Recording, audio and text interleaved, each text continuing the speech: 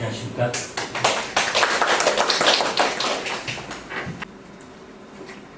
은행이 뭔가 우리 한번 생각을 해보자 하고는 이름으로 그림 하나를 만들어봤습니다. 이 대마 뭐 불태 불사라고 하는데 거기에서도 크게 걸려놓으면 이제 죽지는 않잖아요. 그렇듯이 은행도 사실은 어느 국가나 은행을 함부로 죽이진 않습니다. 근데 우리 전에 죽은 적이 있잖아요. 뭐 부산 저축은행이 뭐 이래가지고 그 예금 했던 사람들 막 울고 불고 막 다 도망가고 별일이 다 있었는데 사실은 그건 제2금융권이고 지금도 저축은행들 뭐 K 저축은행 뭐 무슨 여러 가지 저축은행들이 있지만 사실은 옛날에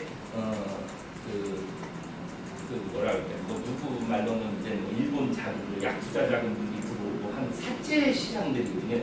우리나라 사채 시장들이 너무 이렇게 피해를 많이 주니까 그걸 양성화 시키느라고 끌어올려서 저축은행이라는 이름으로 많이 이렇게 양성화 시켰다 이렇게 보시면 되고 어차피 이제 사금융 시장들이 공식적으로 표면에 나온 거고 그래서 은행을 거래하실 때 저축은행에 거래를 하시는 순간에 제1금융권은 좋은 눈으로 보지 않습니다. 왜? 그 높은 이자를 먹어가면서 거기에서 거래를 대출을 받는 이유가 뭘까? 이렇게 보기 때문에 사채 시장이나 마찬가지의 거래라고 보고 있어요. 그래서 저축은행을 함부로 거래하시는 건 진짜 신중하게 좀 하셔야 된다. 은행에서 대출 안 해줄 건데 거기 턱도 있다고 어서 오십시오 해가지고 착한데 금리가 조금 높아요. 그럼 이 정도 금리는 하고 얼뜻 했는데 그 다음부터 한 2, 3년 이상이 자기가 뭔지 모르게 은행을 자꾸 회피를 하더라. 그러면은 내가 잘못했다. 그때 가서 후회하면 이 회복하는 몇 년 걸리니까 아예 사채 시장은 좀 건들지 않는 게 좋다. 아주 부득이하게 사채 시장을 할 거면 진짜 조금 달러 빚을 내더라도 친구한테 하는 게 더 나은 거지. 이 사업하시는 분들은 가급적이면 제2금융권하고 대출 거래를 하지 않는 게 좋다. 어쩔 수 없으면 해야죠, 그죠? 근데 가급적이면 물론 빨리 대출 받아 빨리 갚으면 되지 않느냐 하는데 받았던 기록은 꽤 오래 가는 연체도 마찬가지고. 하여튼 은행의 역사를 제가 한번 쭉 보여드리면 과거에 이렇게 많았습니다. 이게 몇 개인지 한 30개 되는 은행들이 난리됐어요. 그때 뭐 북한 사람들끼리 만드는 은행 해가지고 뭐 동아은행인가 만들고 뭐 대구 쪽의 은행, 뭐 대동은행, 부산 쪽의 은행, 뭐 있었죠? 그런 은행들이 동남은행 뭐 이래가지고 뭐 은행이랑 은행 막 생기기 시작했습니다. 뭐. 그런데 IMF가 빡 터지면서 국가의 부도 사태가 나고 그 부도 사태를 막기 위해서 이 미국으로부터 이제 IMF로부터 자금을 저희가 받아쓰게 해요.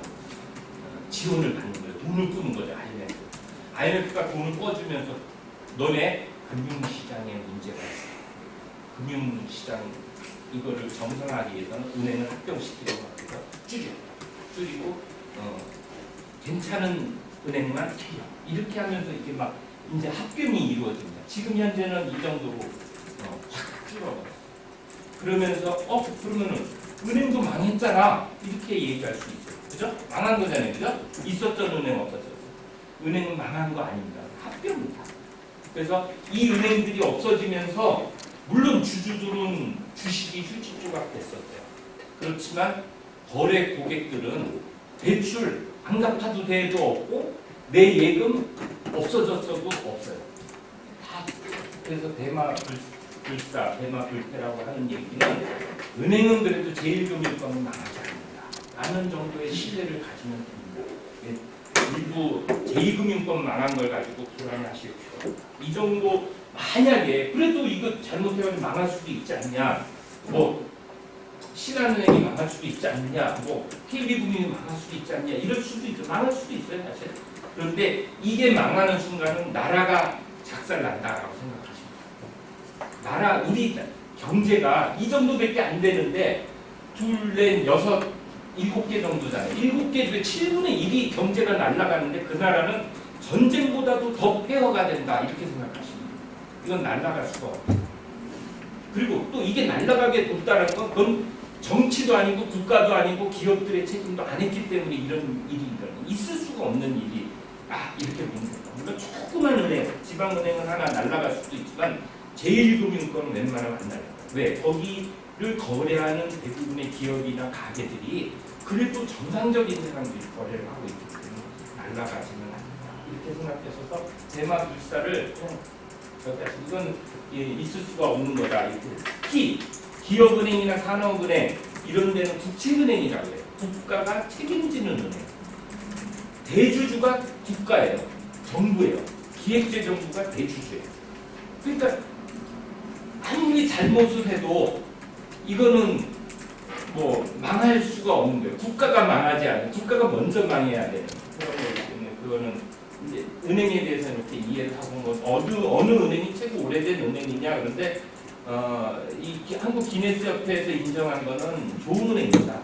그래서 조은행이 또 이렇게 해서 지금 신한은행까지 합병이 됐기 때문에 또 신한은행이 은행의 역사 아니겠느냐. 제1은행이 자기네가 최고의 은행이다라고 계속 자랑을 하고 옛날 조은행하고 제1은행이 막 법적인 싸움까지 했어요.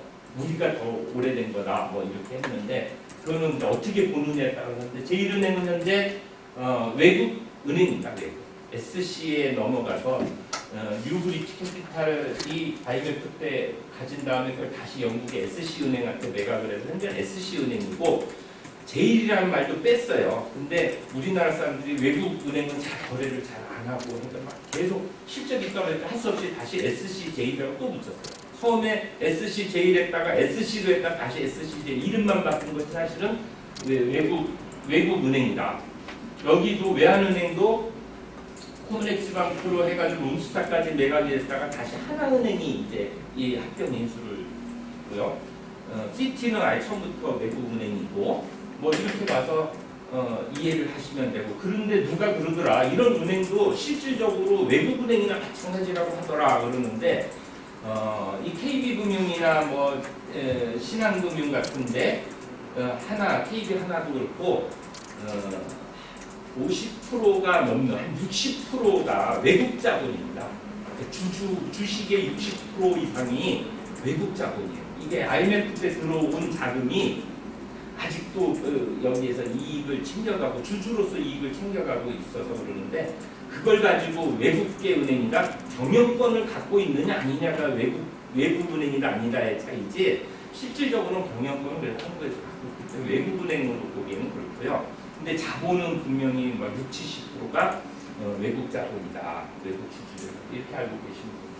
뭐 우리 금융이나 뭐 이런 데도 외국 자본이 전혀 없는 건 아닙니다. 여기는 국책은행은 아니에요. 국가가 정부의 세금으로 그 어려운 시기에 돈을 꺼준 겁니다. 자본을 투자한 거예요. 그래서 내년이나 후년 경우에는 이제 국가에서 자본을 뺄 생각을 갖고 있고 그렇게 해서 간단하게 은행에 대한 소개를 우리나라 은행들에 대한 소개를 좀 마치고요. 보시면은 뭐 합병이라는 역사를 통해서 새로운 걸로 이제 정립이 된 거고요. 기업은행 같은 경우에는 제가 있었던 데인데 그냥 그 기업은행은 합병 없이 새마을금고도 하나 합병 없이 그냥 쭉 들어왔어요. 그거는 이제 산업은행도 마찬가지로 국채은행이기 때문에 다른 은행을 흡수하고 뭐 할 이유는 없었던 거예요. 우리나라 은행들이 지금 수준이 어느 정도 되는가를 좀 했는데 그래도 크다고 하는 KB나 신한이 72, 73위권인가 100위권 안에 2개 은행이 들어있고 나머지 100위권 밖에 있습니다. 뭐 대부분 앞에 1, 2, 3, 4등이 전부 다 이 중국의 은행들이고요. 그만큼 중국의 은행들이 자본 지금도 많고 자산도 크고 그래서 지금 중국이 세계 은행을 휘어잡고 있어요. 은행들로는. 물론 이제 그 힘하고는 또 틀리죠. 그리고 일본이나 미국 뭐 이런 영국 뭐 이런 홍성뱅크나 뭐 그런 은행들이 이제 앞부분을 차지하고 우리는 이 정도 수준이다.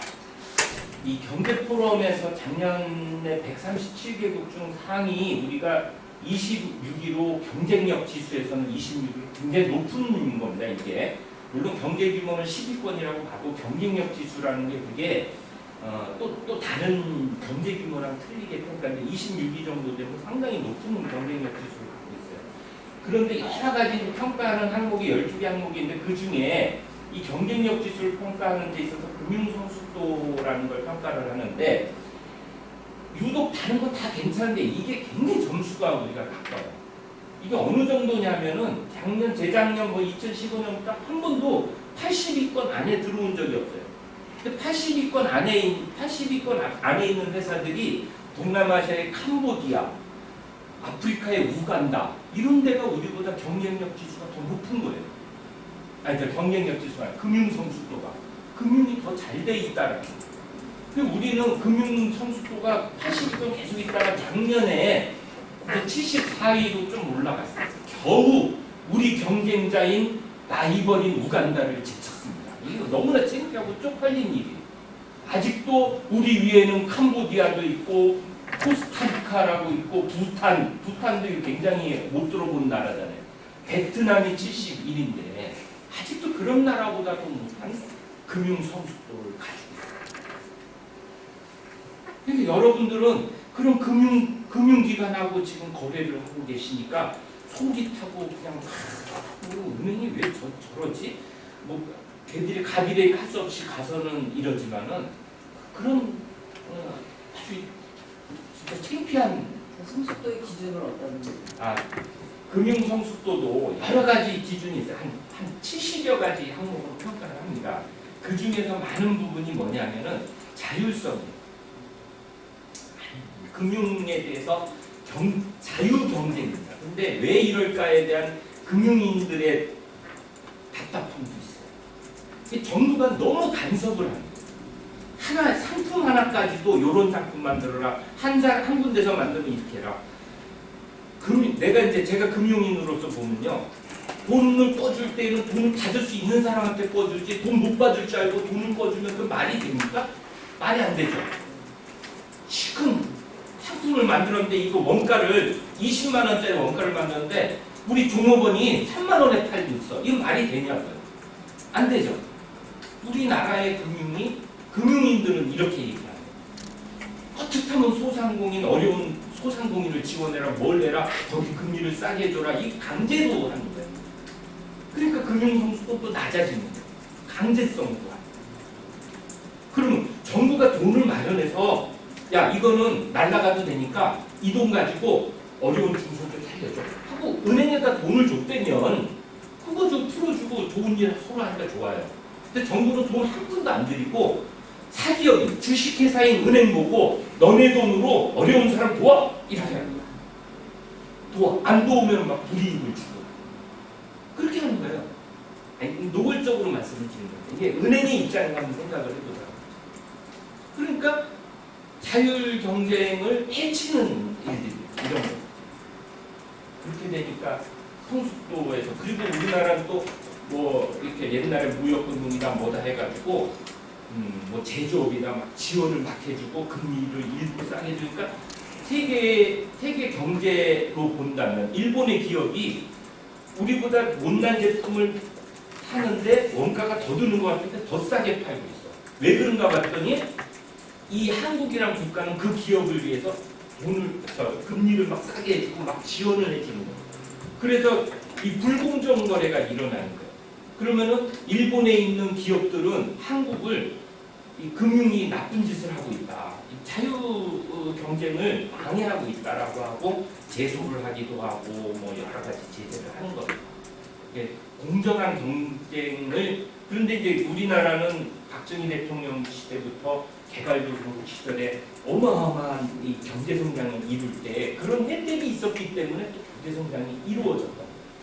그때는 국가가 돈 빌려다 막 풀어주고 막 했어요. 그러면서 금융이 이제 거기에서 이제 막 떡을 만들자면 고물 쏟아지듯이 막 거기에서 부스러기 있는 거 서로 주워먹기 바꾸고 거기에서 비자금 정치자금 만들고 막 은행들이 그런 거에 막 뻔히 가짜 회사에다가 막 300억 200억 대출해주고 떼이고 은행장은 정부에서 관료들이 막 낙하산으로 내려오고 몇 년 동안 막 그런 거 해가지고 정치자금 마련해주고 이런 짓을 하면서 아까 앞 페이지에서 보던 은행들이 부실이 되고 개판이 되고 그때 저도 은행에 다녔지만 그때는 뭐 대출 한번 해주면 뭐 대출하면은 우리 위에 대리님이 보면은 계속 뭐 책상을 따따따따 하면 거기에다가 그냥 금강구도 상품권 넣어놓고 막 이러던 시절이 IMF 이전 시절.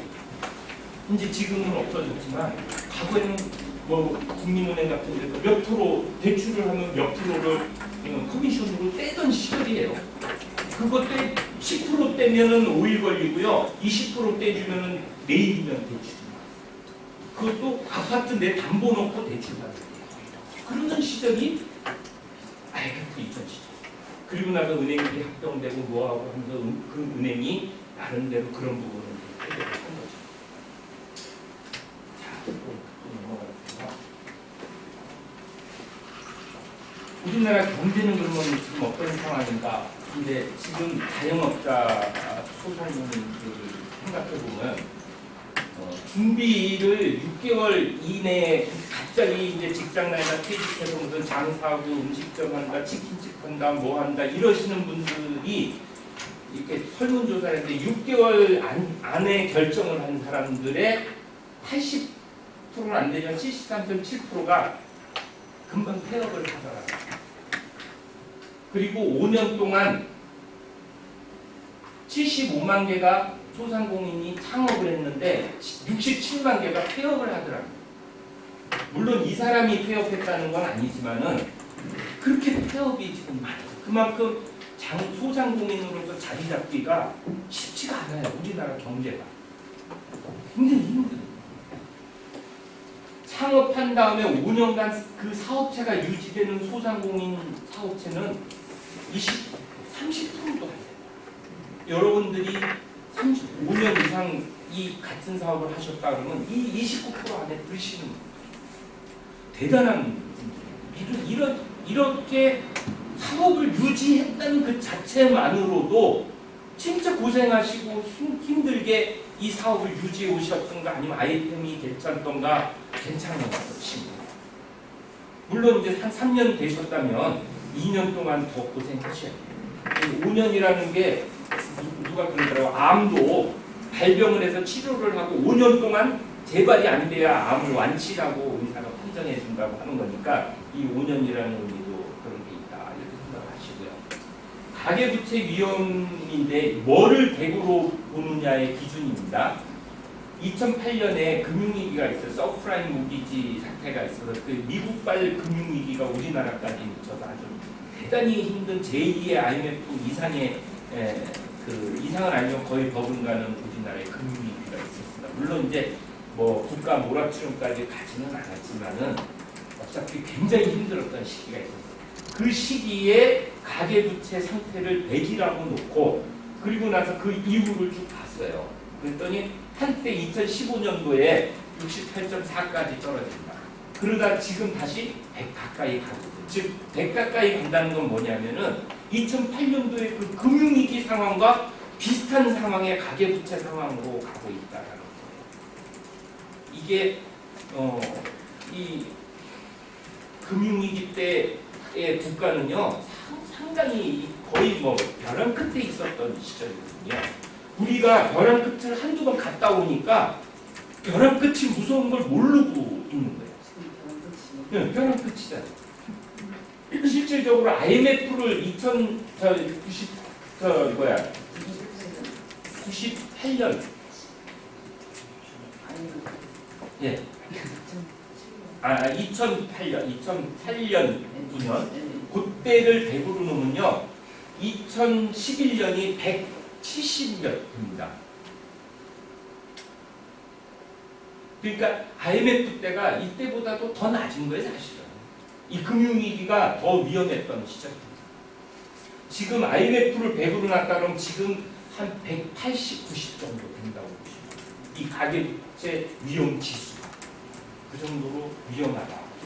그래서 이제 우리나라 사람들이 대출을 무조건 받아주자. 여러분들도 그런 생각하실 경우가 있어요. 왜냐면 언제 못 받을지 모르니까 지금 받아주자. 대출은 금리가 뭐 쌌더라도 그 규정 쌀 때 받아주자. 뭐 이렇게 해서 받을 수만 있으면 받으려고 생각하는 하시는데 어디에다 쓸 거를 계획하지 않고 대출을 받는 행위는 이제 굉장히 위험한 상황이 됐어요. 옛날에 경제가 막 10% 이상 성장할 때는요, 무조건 집은 이사 가야 되고요, 무조건 남의 돈은 갖고 있어야 되고요. 이 시너지 효과가 일어나는 거예요. 그런데 경제가 더 이상 성장을 어느 정도 멈춰서 있을 때에는 대출을 받는다던가 남의 돈을 갖다 쓴다든가 굉장히 위험한 상황이 될 수가 있어요. 그래서 세상은 바뀌었고, 집도 지금은 함부로 비싼 집 사다 놓으면은 이게 부동산과 유동성 위기가 제일 위험한 건데, 우리가 유동성 위기를 경험해 보지 않았기 때문에 야, 부동산 무조건 사두면 언젠가는 올라. 물론 언젠가 오릅니다. 근데 안 팔리는 게 오르면 뭐 하느냐는 거죠. 부동산이 안 팔리는 걸 한번 경험해 봐야 된다는 거죠. 주식을 투자하시는 분들도 주식이 막 매일 하한가로 떨어지는데, 사는 게 하한가로 매일 떨어지는데 하한가로 내놔도 안 팔려요. 떨어져요. 부동산도 그 위기를 우리 국민이 안 당해봐서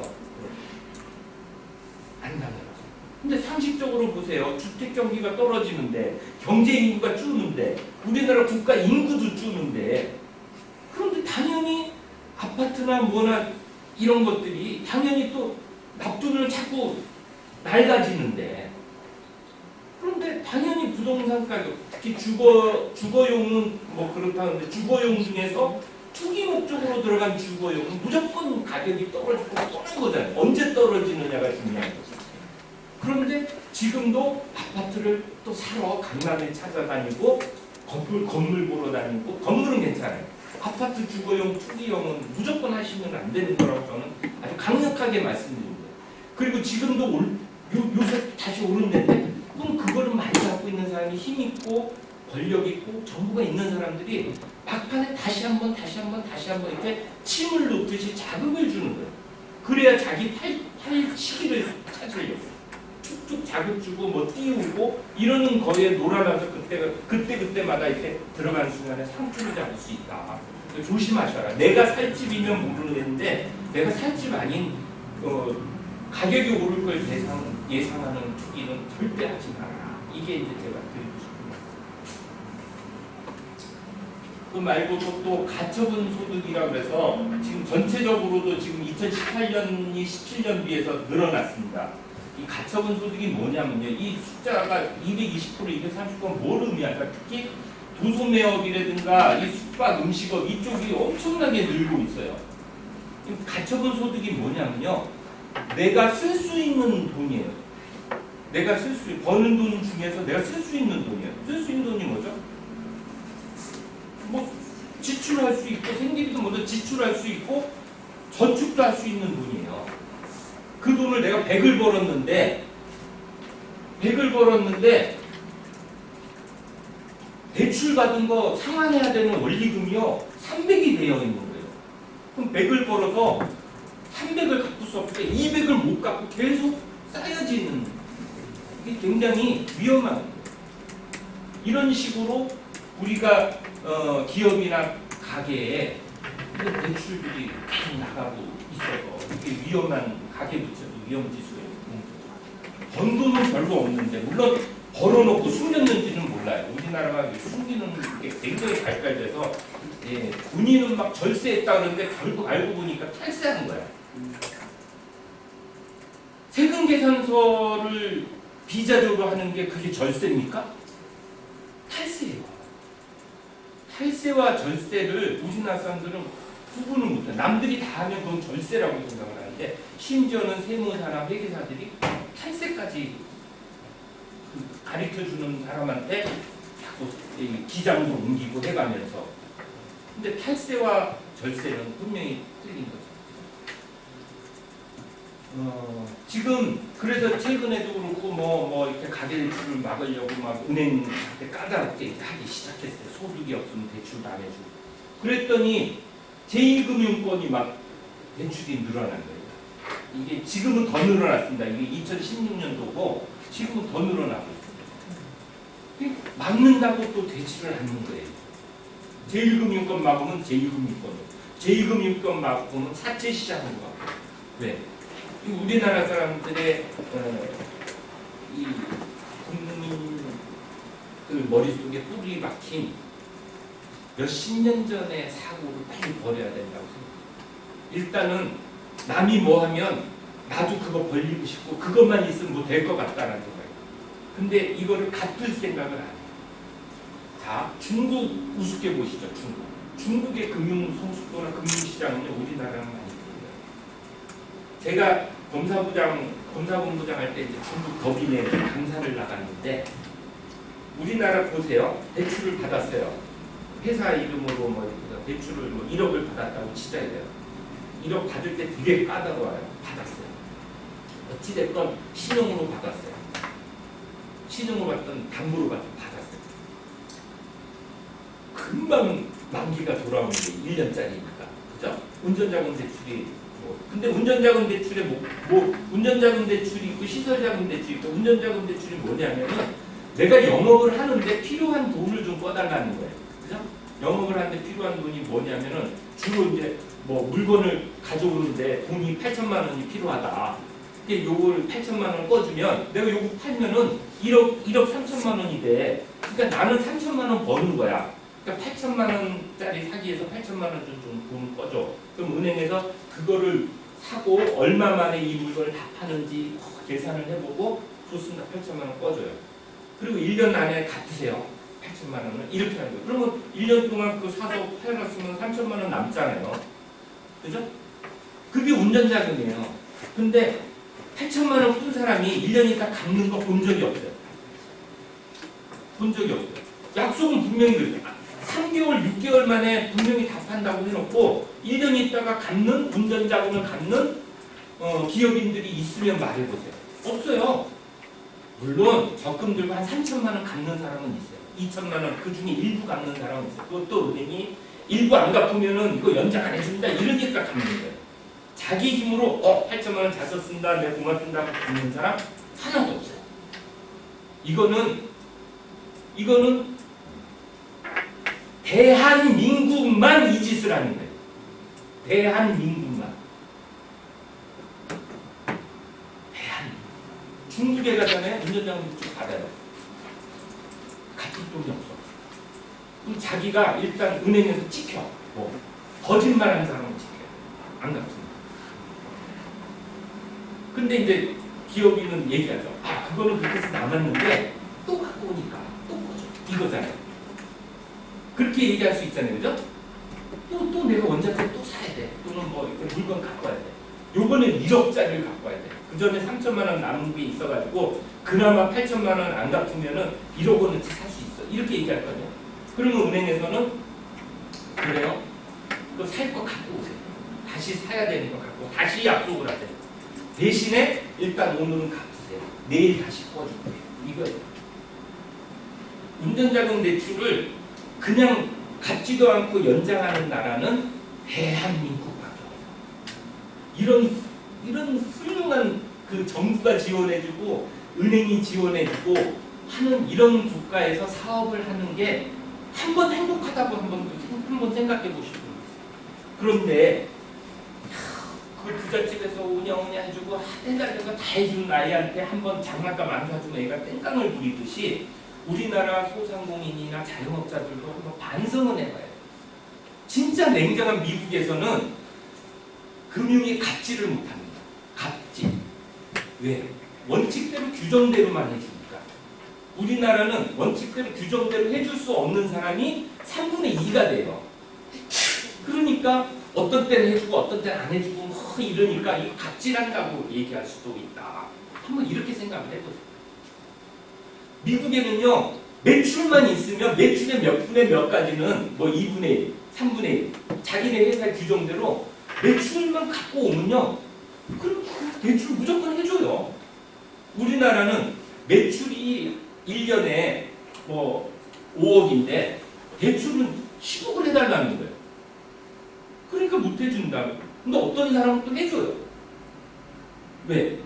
또 정부에 해당하는 무슨 어려운 소상공인 또는 뭐 3D, 3D 업종, 뭐 업종 해주는 방법이 몇 가지가 또 있어요. 그런 데는 또 그리고 최근에 뭐 연구 개발을 한 기업 뭐 이렇게 해가지고 해주는 조건들이 다른 게 있어요. 그러니까 그건 또 해주고 저거는 안 해주고 그러니까 사실은 그렇게 돼도 안 해줘요. 미국 같은 데는 원칙이 한번 정해지면 안 해주는데 우리나라는 또 해줄 특별한 경우를 자꾸 만들어서 해주라고 정부가 또 그걸 문화 콘텐츠를 갑자기 해주라고 하면 문화 콘텐츠는 무조건 다 해줘요. 그리고 갑자기 문화 콘텐츠가 갑자기 막 대출을 받기 더 쉬워지고 또는 뭐 5년 이내에 창업한, 뭐 3년 이내에 창업한 새로운 신규 창업자를 또 지원해 주라고 그러면은 제일 망하기 쉬운 사람들이 아까 5년 이내 창업자들이 29%나 또 다 망했는데 그런데 그런 데다가 더 해주라는 거예요. 오히려 그동안 오랫동안 신뢰를 쌓고 10년, 20년 사업한 사람들은 대출이 안 되고요. 최근에 5년 이내에 사업한 사람은 대출이 또 가서 쌓인만 하면 되게 많아요.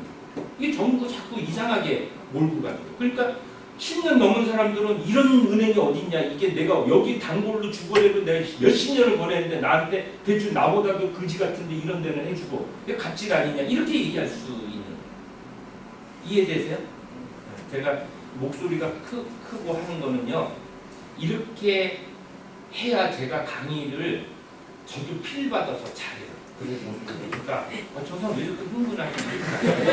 제가 이제 스스로 막 마약을 넣듯이 엔도핀을 넣는 거예요. 그래야만 저도 이렇게 필 받아서 하고 이렇게 또 갑자기 막 눈초리를, 특히 남자분들 여기 진짜 구성이 잘 되는데 여성분들이 이렇게 앞쪽을 차지하면 강의는 참 편하거든요. 근데 남자분들이 앞에 쫙 앉아가지고 팔짝 탁 찍어서 다리 떨면서 탁 째려보고 좀 마음에 안 들면 눈 깔았다가 떴다 이렇게 보면요, 이게 강의가 안 돼요. 진짜. 근데 다 알아서 이렇게 대여를 어떻게 이렇게 일부러 하시는 건가요? 동영상에? 누가 아는 사람 하고 보시는 것 같은데 너무 고맙습니다.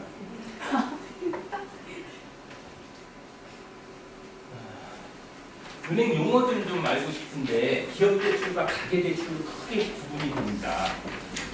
옛날에 소상공인이나 장사하시는 분들이 아직도 그러신 분들인데 자기 아파트를 담보로 그냥 가계 대출을 받아서 그거를 기업 장사하는 데 쓰신 분들이 많아요.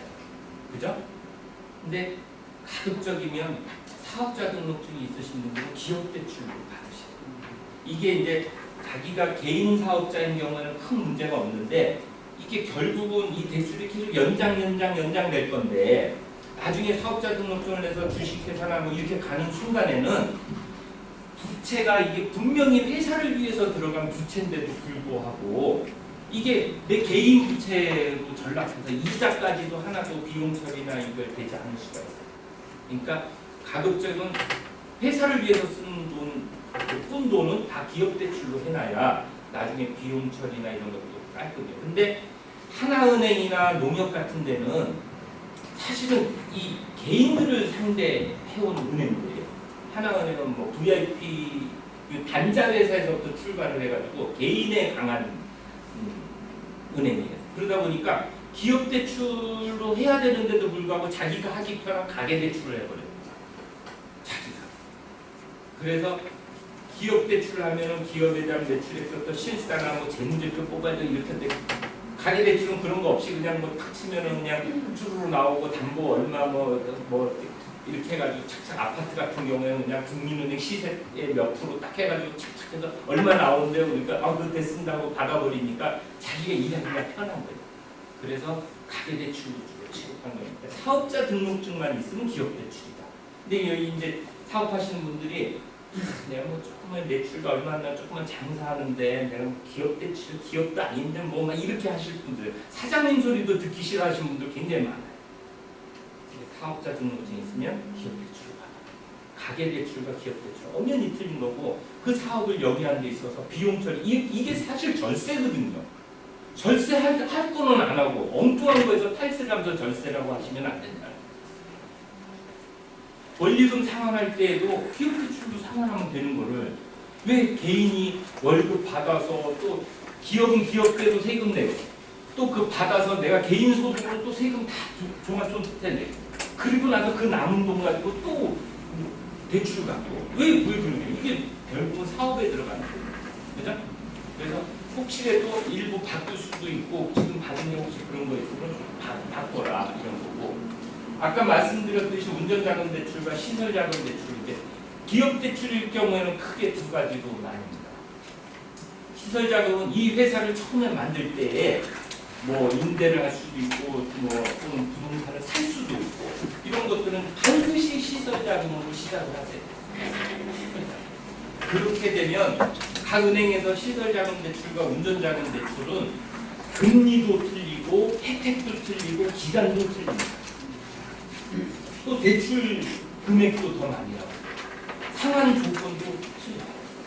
뭐 몇 년 거치 몇 년 막 10년씩도 분할 상환도 돼요.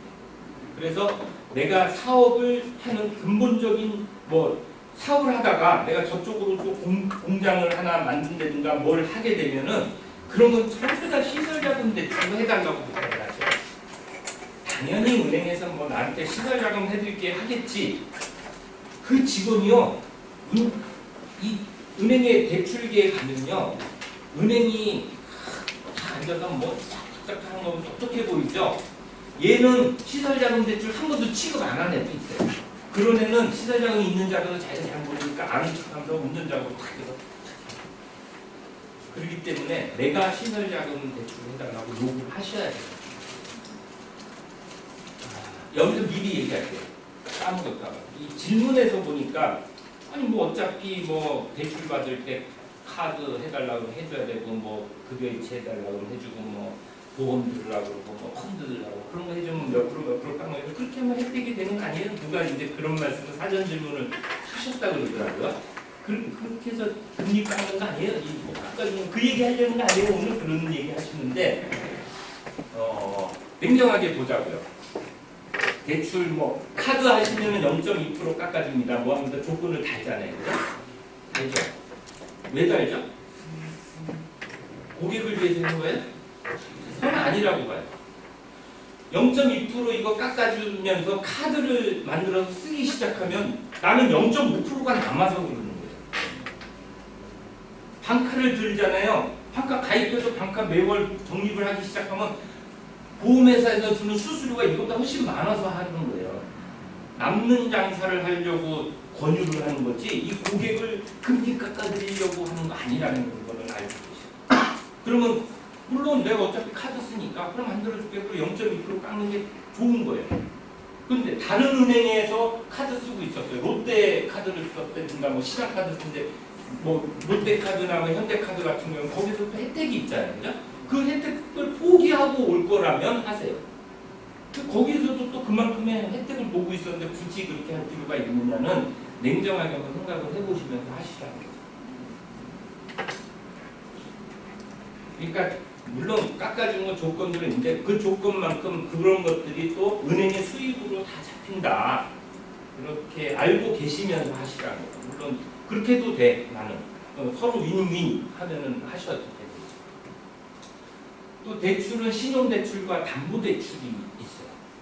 대출과 신용대출이 있어요. 이거는 조금 부동산을 담보로 넣었어요.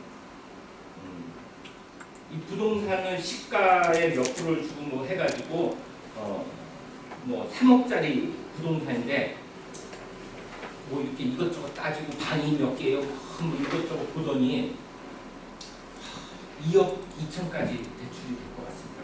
근데 나는 한 2억 8천이 필요한 거예요. 그러면 2억 8천까지 안 될까요? 2억 2천밖에 안 되는데 2억 8천이 꼭 필요합니다. 그럼 금리가 약간 올라갈 수 있어요. 이러면서 2억 8천을 해줘요. 그리고 2억 8천을 나는 부동산 대출을 받았다라고 생각해요. 부동산 대출. 근데 내부적으로는 계산을 그렇게 하는 게 아니에요. 그런데 이제 그렇게 해서 기업은행에서 2억 8천을 받았어요. 받았는데 3.2%에 받았어요. 근데 아는 사람을 찾아가서 뭐 누구하고 얘기하다 보니까 우리 똑같은 아랫라인인데 거긴 부동산 대출을 우리 은행에서 받았는데 2.4%로 받았다는 거예요. 나는 2.8%로 아니 3.2%로 받았는데 왜 그래? 나쁜 놈들이네? 이러는 게 조금 생각을 해보자는 거예요. 뭐냐면 3억짜리 아파트인데 2억 4천까지밖에 담보가 안 나오는데 근데 2억 8천에다가 4천만 원은 실질적으로 내부적으로는 신용대출이 4천만 원인 거예요. 담보를 오버하는 게 다 신용대출. 물론 2억 8천에 대해서 설정은 해놓습니다. 2억 8천 이상으로, 3억 이상으로 해놓고 설정은 그렇게 해놓지만 내부적으로 담보를 볼 때에 담보를 판단할 때 2억 4천까지만 담보 범위 내에 있는 거예요. 그래서 실제적 은행이 알고 있는 은행에서 생각하는 담보 대출은 2억 4천까지. 나머지 4천만 원 신용 대출이에요. 근데 다른 사람은 2억을 받았기 때문에 담보 범위 내에서 금리가 낮은 거고 이 사람은 2억 4천에다가 8%짜리 신용 대출 4천만 원이 섞이니까 가중 평균에서 뭐 3.2%가 나온 거예요. 근데 그런 거를 은행에서는 아무도 안 알겠죠. 알려주고 하지 않아요. 담보 그리고 4천만 원을 신용대출 해줄 수 있다고 보니까 4천만 원 해주는 거예요. 그때 이제 매출 뭐 작년 매출이 얼마인지 그것도 갖고 오라 뭐 이래서 신용대출 조건이 되는 거 확인하고 그 부분도 이해되시죠? 그죠? 그래서 다른 사람들하고 비교를 함부로 하지 마. 그래서 여기하고 싸워버렸어. 뭐 신앙에서는 그렇게 했는데 당신 나 속였네 막 삐져가지고 그래서 좀 하지 말아야 될 얘기까지 해버린 거야.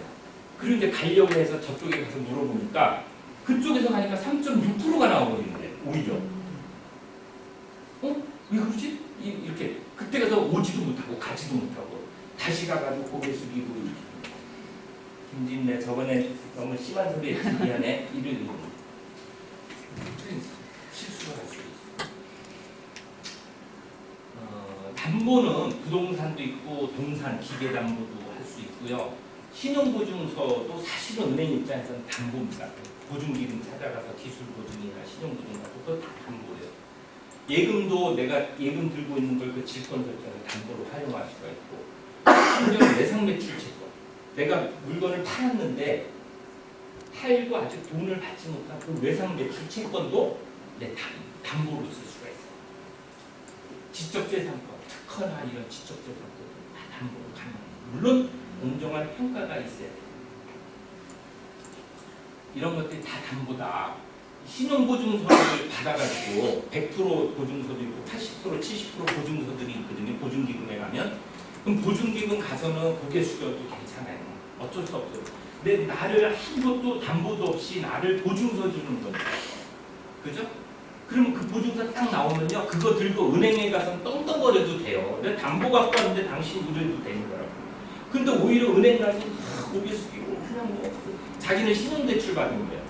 근데 은행 입장에서는 담보대출이에요. 그리고 은행에서 보증서만 갖고 오면 얼마나 고마운 고객인지 몰라요.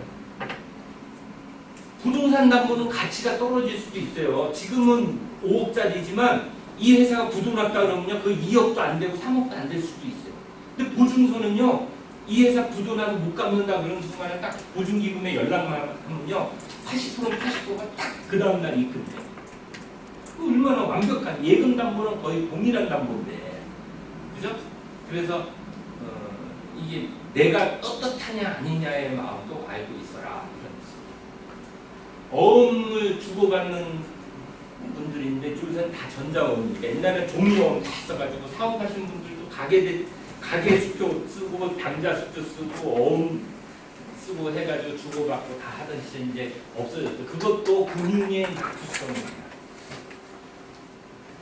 후진국에서 나 있는 종이어음들 지금은 다 없어졌고 지금 이제 전자어음으로 바뀌기 시작했는데 지금 전자어음도 없어져야 되고요. 사실은 외상매출 채권으로 다 주고받으면 되는 겁니다.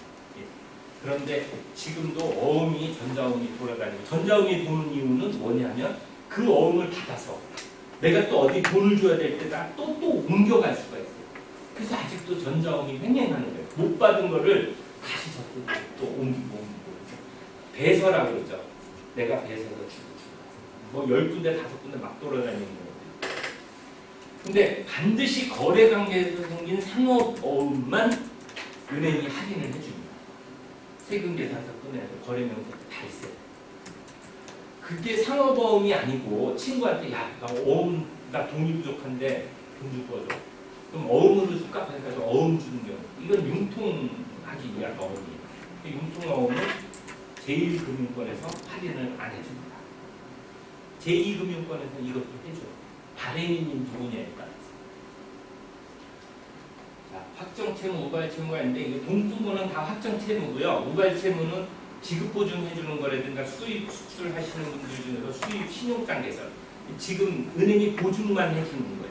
만약에 잘못되면 은행이 갚아주겠다 하는 보증을 해주는 거 이런 걸 우발 채무가 용어의 문제니까 그렇게 하시고 이게 이제 선진국 특히 미국하고도 비교하고 선진국들이 다 이렇습니다. 뭐냐면 은행의 수익이 이것도 이제 은행의 성숙도하고도 관계가 있어요. 우리나라 은행이 왜 이렇게 성숙하지 못하냐 깜깜무도 들어가는 게 우리나라는 예대금리로 먹는 예금과 대출의 그 차이로 먹는 이자 수익이라고 그러거든요. 이자 수익으로 90%가 넘어요. 이자 수익에 의존하는 게. 근데 선진국이나 그 큰 은행들, 글로벌 은행들은요, 예대 마진으로 안 먹습니다. 먹긴 먹지만은 37%가 비이자 수익이에요.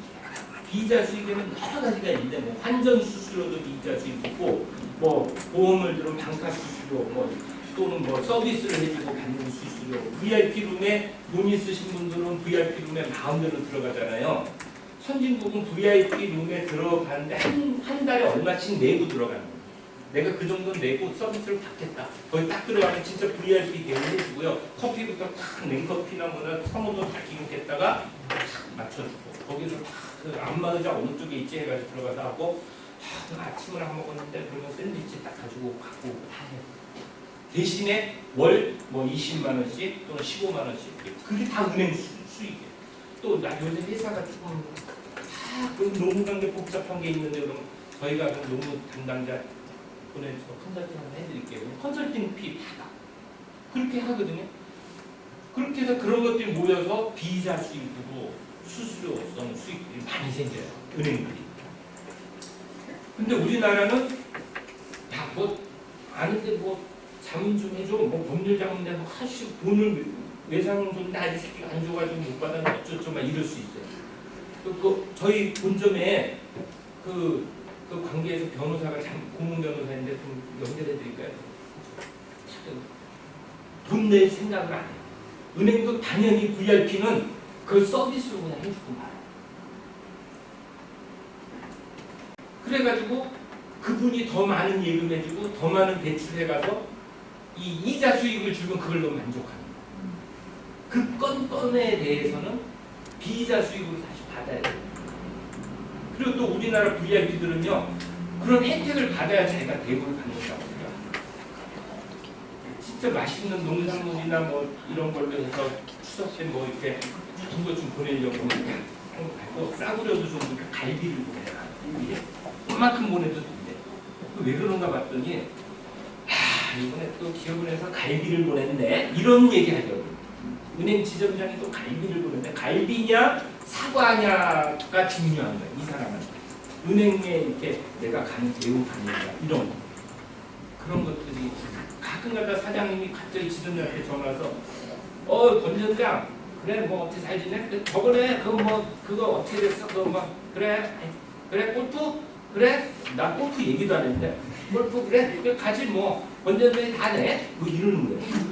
그럼 끊어 지가. 내가 언제 돈 낸다고 한 적도 없는데 나중에 보니까 친구가 옆에 있는 거야. 과시야. 은행 지점장 은행이 워낙 가치를 주니까 이 사장님들 중에서는 친구한테 과시하는 게 그런 거. 그래 우리 금리 얼마라 그랬지? 2.5? 2.5? 너 낮출 수 있으면 낮춰봐. 이러고 끊어.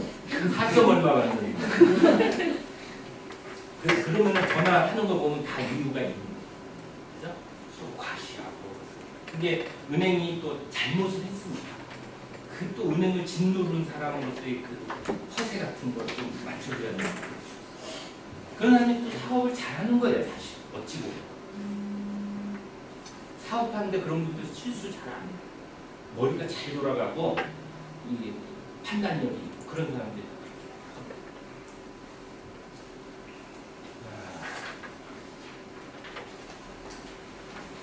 대출 규제 관련해서 이 금리가 도대체 어떻게 되는지에 대한 생각을 할 것 같아요. 그래서 이 동영상 하다 보면 금리에 대한 이해를 좀 할 것 같은데 한번 일단 보시고 제가 다시 한번 두 개 중에 일단 시간이 어떻게 될지 모르니까 중요한 거부터 먼저 이거부터. 가끔씩 은행에서 돈 빌리실 때 내가 내는 이 이자가 제대로 된 걸까 궁금하신 분들 있을 것 같습니다. 더구나 지난해 일부 시중은행들에서는 대출금리를 조작하는 일이 벌어지기도 했었는데요. 금융당국이 이런 소비자 피해를 막기 위해서 대출금리 산정 내역을 투명하게 공개하도록 했습니다. 취재기자 나와 있습니다. 네, 박규신 기자. 예. 먼저 지금은 대출해줄 때 은행이 어느 정도까지 금리 정보를 제공하고 있습니까? 네, 지금까지는 은행들이 기준금리와 가상금리 이 두 개 숫자까지는 은행이 고객들한테 제공을 해주고 있습니다. 좀 예를 들어보면요, 지금 표를 좀 보시면은 제가 신용대출을 연 9.7%로 좀 돈을 빌렸다고 하면 이 기준금리는 연 1.8%, 가상금리는 연 7.9%. 이 정도로 해서 일반적으로 이 정도의 숫자는 제공이 된다 이렇게 보시면 되는데 이 가상금리가 어떻게 산정이 되는지는 알 길이 없고요. 우대금리 그러니까 급여계좌라면 금리를 어느 정도 좀 할인해주는 그런 혜택을 내가 우대금리 혜택을 받고 있는지 이것도 현재로서는 대체로 알기가 힘든 상황입니다. 그래서 당국이 조치를 낸 건데 은행이 어느 정도까지 금리 정보를 제공하겠다는 거죠? 네, 이 우대금리 쪽을 좀 꼼꼼하게 은행이 공개하도록 한 게 눈에 띄는 부분인데요. 이게 좀 어제부터 이 달라진 금리 내역서를 고객들이 직접 받아볼 수가 있는데 예를 들어보면 표를 좀 보시면은 이 본인이 급여이체라든지 이 관리비 자동이체 또 신용카드 실적으로 어느 정도 우대금리 이 할인을 받고 있는지를 앞으로는 이렇게 투명하게 받아볼 수가 있습니다. 이 표의 사례 같으면 기준금리 2.02%, 또 가상금리가 2.04%, 이거를 더하면 4.05%인데 우대금리 이걸 좀 할인해서 빼고 지점장 정결금리도 감안을 해서 최종적으로 맨 마지막에 보시는 것처럼 최종금리 3.25% 이렇게 해서 고객 입장에서는 내가 어느 정도 금리를 받고 있는지 똑 떨어지게 확인할 수 있기 때문에 고객으로서는 안심이 된다. 그런데 하지만 최종 대출금리에서 가산금리가 차지하는 비중도 굉장히 크잖아요. 이건 세무대표기 공개가 안 되는 거죠? 맞습니다. 말씀하신 것처럼 이 가상금리, 이쪽도 금리 비중이 큰데요. 여기는 세부적으로 공개가 되지 않습니다. 사실 신용도별 금리 차이는 이 가상금리에서 천차만별로 큰 폭으로 벌어지는 부분이 있는데요. 기준금리는 사실 코텍스나 금융채 이런 시장금리를 반영하기 때문에 기준금리는 1등급이건 10등급이건 다 똑같습니다.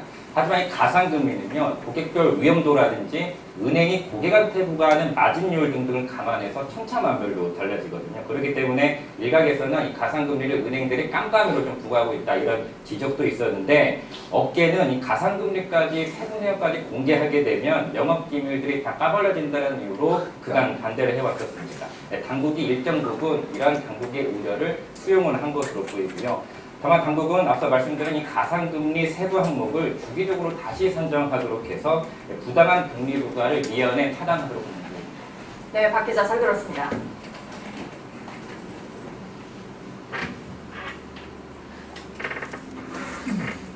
시간이 나면 또 보기로 하고요. 또 다른 내용이 있는데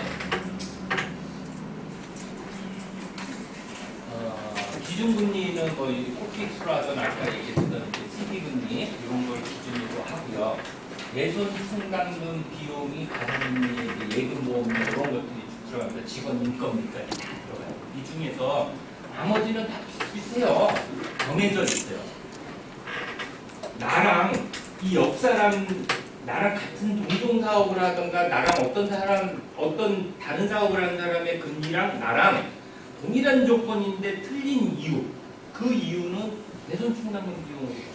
대손 충당금이 뭐냐면 나는 이런 업종에서 이런 일을 하고 있는데 나는 사업을 잘해. 그런데 이런 건설업은 부도날 확률이 몇 프로야? 를 가지고 업종에 따라서도 틀리고요. 매출액이 나는 얼마야? 요 매출액에 있는 사람들의 이 부도율이 몇 프로야를 가지고 은행마다 자기네 기준으로 자기네가 그 금융 통계를 가지고 돌려서요 아주 복잡한 상식으로 만들어 놓은 게 있어요. 이거는 은행원도 몰라요. 사실 신용조사 부서에서 자기네들도 개발을 할 때 만들어 놓고 그걸로 조절을 하는 거예요.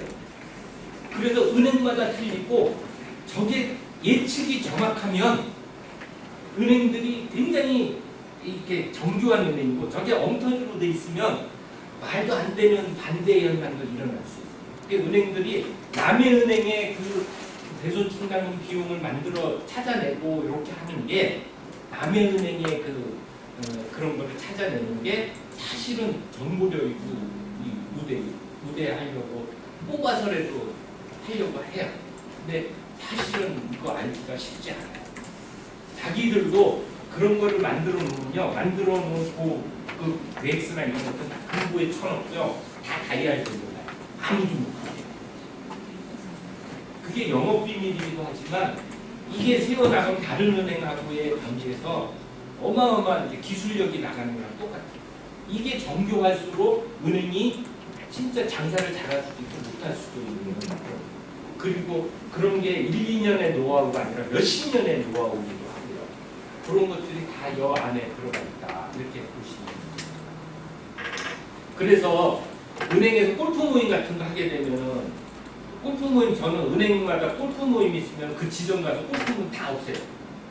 이 사람들이 골프 모임 하면 지점장이 좋은 거는 무슨 새로운 상품 있으면 이거 뭐 들어주세요, 뭐 상품 뭐 카드 만들어 주세요, 막 이러기는 좋은데 한꺼번에 모아놓고.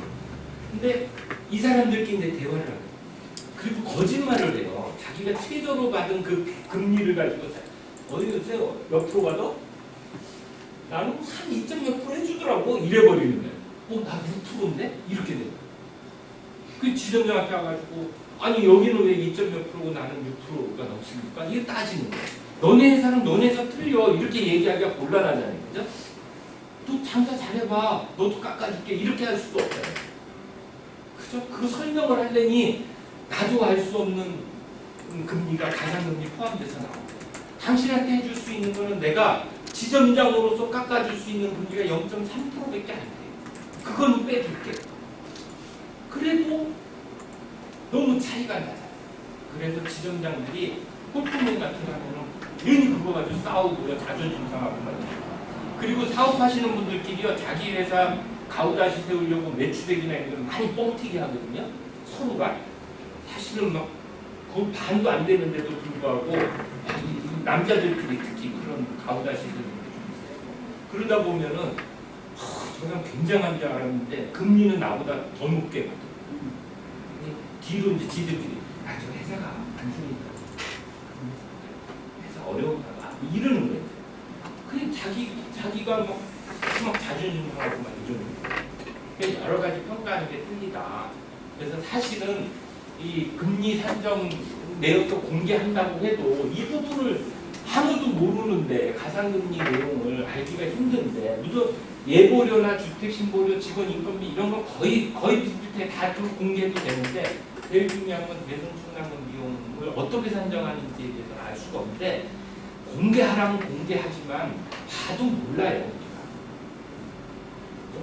그래서 저게 한때 굉장히 문제가 돼가지고 은행들이 저걸 공개하면 우리 저기 아파트 분양가 원가 공개 대단히 다 알게 될 것 같지만 사실은 알기가 거의 불가능해요.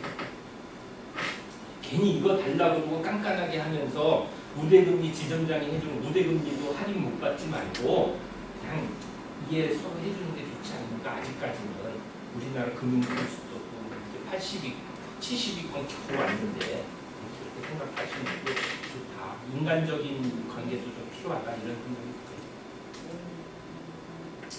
들어요. 프라임레이트, 치료우대 대출금리 이런 것들도 있고 그러는데 조그만 회사한테는 가상금리 왕창 붙이고 좋은 회사한테는 막 우량 기업은 이렇게 해준다. 이런 것도 이거 현실인데 어떡합니까? 수신금리, 여신금리 따로 있고요. 변동금리라는 게 있어서 이 기준금리가 변화함에 따라서 금리가 3개월마다 한 번씩 바뀝니다. 그래서 금리가 오를 거라고 예상되면 대출 받을 때 금리가 앞으로 오를 것 같아. 그러면 고정금리로 가셔야 돼요. 금리가 내려갈 것 같은 변동금리로 가셔야 돼요. 네? 그럼 예측이 안 되잖아요. 근데 변동금리는 항상 고정금리보다 조금 높습니다. 그래서 장기를 할 때에는 리스크를 줄이기 위해서 고정금리 하시는 게 낫고요. 한 1, 2년, 2, 3년짜리 하시는 거는 다 변동금리로 하시는 게 맞습니다. 장기 할 때는 가급적이면 고정금리. 내가 그 금리를 케어할 수 있으니까 그 금리를 지금 오케이 한 거잖아요. 그죠? 근데 그때 가서 괜히 고정금리에서 금리 이렇게 떨어지는데 이렇게까지 후회하지 않을 각오를 하시고 하시는 게 낫다. 근데 보편적으로는 장기는 고정금리, 단기는 변동금리 하시는 게 보편적이다. 이거를 한번 얘기하려고 이런 걸 한 건데, 은행에 여기 A은행을 거래하고 있는데 옆에 친척이 있을 수도 있고 아는 사람이 있을 수도 있고, 야 이쪽 한번 상담 받아봐. 신한은행 한번 와봐. 갔어요. 갔는데 내 조건을 똑같이 얘기했는데 전부 다 금리가 지금 거래하는 은행보다 많이 싼 거예요. 어느 날 DJ를 잡아서 샥 옮겨버렸어요. 내가 갈 필요도 없어. 설정서부터 법무사가 알아서 싹 해주고요. 저쪽에서 가져올 은행에서 계획 딱 세웠다가 어느 날 이 은행 이 지점으로 돈을 쫙 보내줘서 대출 싹 갚고요. 여기서 대출 그날 딱 일어나요. 설정도 그날 딱 바뀌어요. 그래서 봤는데 뭐 금리 참 이거 많이 줄였네. 이걸 좋아했어요. 1, 2년 지나니까 금리가 막 올라가는 거예요. 왜 그래? 너는 뭐야? 왜 그래? 심지어는 그쪽에 있던 것보다 훨씬 올라갔어. 왜 그래? 그때는요, 신규 거래처 저희가 끌고 올 때는요, 신규 펀드라는 게 있어서 금리를 많이 낮춰줄 수 있고 그런 혜택을 드린 거예요. 지금 벌써 2년 됐는데 무슨 신규 거래처가 아니잖아요. 그럼 당신 매출에 따라서, 당신 영업 실적에 따라서, 당신의 신용도에 따라서 그 금리를 맞추니까 지금 이 금리다 이렇게 되는 거예요. 다시 그래? 저쪽으로 가려갔더니 그쪽은 신규 거래처가 아니잖아요. 그리고 한번 떠났던 때는 잘 안 받으려고. 그래서 아주 대표적인 은행이 뭐 좀 있어요. 저 촬영하니까 말을 못하겠어요. 그래서 거래를 그냥 그러니까 끌어올 때 하고 회사가 좋으면 계속 잘해주지만 보통의 회사라면 거의 당하는 은행들이 아주 전통적으로 그거에 좀 능한 은행들이 한두 개 은행 있어요.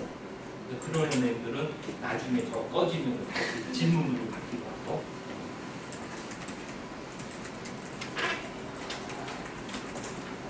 기업은 신용등급이 상당히 중요해요. 신용등급이 높으려면 어떻게 하죠? 매출이 계속 성장세에 있어야 되고요. 수익도 계속 나야 돼요. 성장 속도도 나야 돼요. 그리고 일정 규모 이상이 돼요. A등급을 받으려면요, 그래도 500억 이상의 매출을 연계해야 돼요. 나는 이렇게 잘하는데 왜 나는 C등급이야? 근데 C등급만 돼도 괜찮은데, 여기에서 C등급 보면 부실 지구 기업으로 구조적으로 유동성 문제가 있으나 경영정과 가능성이 있는 기업인데, 대부분 여러분들을 평가해보면 C등급. 언제든지 기업을 조금만 잘못하면 부실될 수 있다라는 마음으로 영업을 하시라는 거예요. 이게 좀 기분 나쁘게 볼 수도 있지만은 대부분 기업이 C등급이에요. 그 중에서도 CCC 플러스 등급, 여기 3개씩 가거든요. 맨 처음에 AAA 플러스, AAA 플러스는 삼성도 AA 플러스가 안 돼 있어요. 그런데 어찌됐건 AA 플러스, AAA, 그 다음에 AAA 마이너스, 그 다음에 A 중계를 해서 AA 플러스, AA 마이너스, 그 다음에 A 플러스, A 마이너스 하는 게 A 등급입니다. 그리고 B도 또 그렇게 BBB 플러스, BBB 마이너스, BB 플러스, BB 마이너스 이런 식으로 그렇게 매긴데, 얼마나 등급이 4개 같아 보여도 등급이 3개나 돼요. D등급 정도 되면 대출이 불가능해요. CCC 미만으로 가면 조금 힘들어요. CC 플러스 같은 경우에는 대출 받기 좀 힘들어요. 그래서 내 등급이 어느 정도 되는지도 그 대부 대출 받을 때 우주는 신용 등급이 어떻게 돼? 몇 등급이야? 한번 물어보면 이런 걸 가르쳐 줄 수 있어요. CCC, 그러니까 C급밖에 안 돼 이렇게 생각하지 마시고 CCC 정도 돼도 괜찮은 기업이라고 하시고, 이자 보상 비율이라는 게 요즘 많이 나오는데, 며칠 전에 6월 달에 신문에서 보니까 한국은행이 자료에 따르면은 이자 보상 비율이 1 미만인 기업이 3분의 1입니다. 이게 뭐냐면 내가 버는 돈으로 내가 돈 꾼 거에 이자를 못 갚는 거예요. 버는 돈으로 이자를 못 갚는 기업이 3분의 1이에요. 그죠? 최근에 가장 높은 수치를 기록하고 있어요. 이런 기업은 어떻게 되냐? 시간이 갈수록 점점 이체가 늘어나고 문제가 생기다가 언젠가는 문을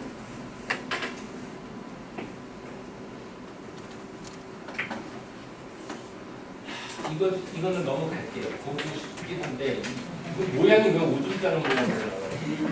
어찌됐건 이 신용등급이 떨어진다는 얘기고 여기에서 얘기하는 게 뭐였냐면 카드를 잘 쓰다가 어느 순간 돈 좀 아끼려고 카드를 안 썼더니 내 신용등급이 떨어지더라. 이거 카드 사용액이 주니까 나이스나 뭐 이런 신용평가기관한테 은행들은 개인 신용등급을 받거든요.